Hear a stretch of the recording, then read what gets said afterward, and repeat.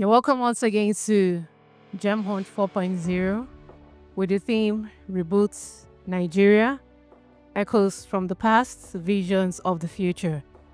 So, to do justice to some of these issues, we're having very important persons, experienced persons, who are going to be discussing with us on the round table.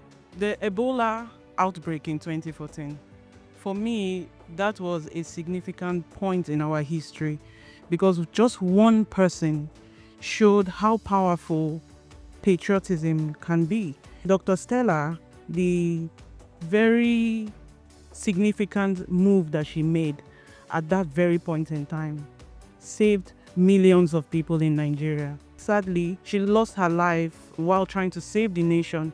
It makes people like us who are still here to understand the deep-seated and deep-rooted nature of patriotism. A couple of years ago, I was a youth corps member in Gombe State, and then I traveled to a community called Duku.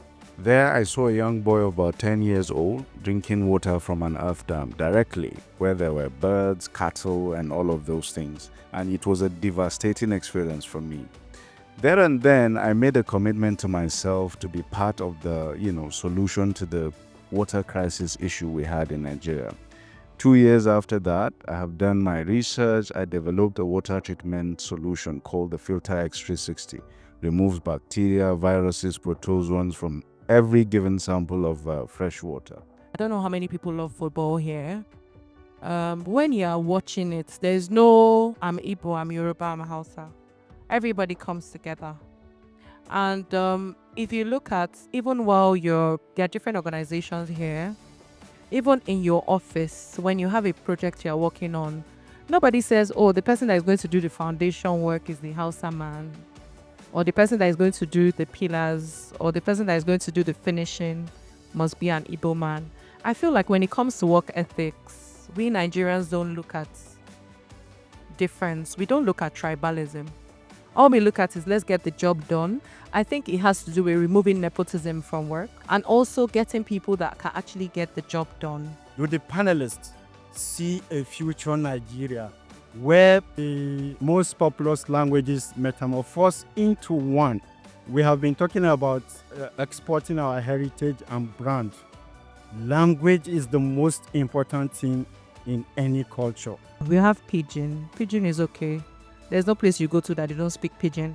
Thank you, because I think that has answered your question. How can we get into a place where we shape the narrative that you can actually have so much potential and do well in Nigeria rather than taking your talents and your potential to other places in the world, and those people are appreciating what you have much more than your people in Nigeria are? When I was coming up, when I had built a smart water metering system, it was the first in the country.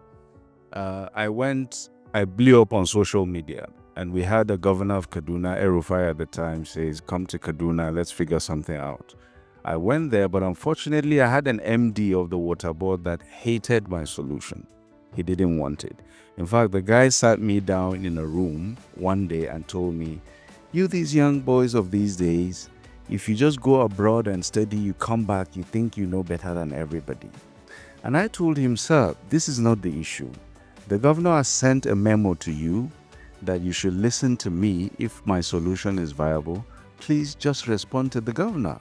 And he said, I won't do it. I asked him why. He said, because you're a small boy.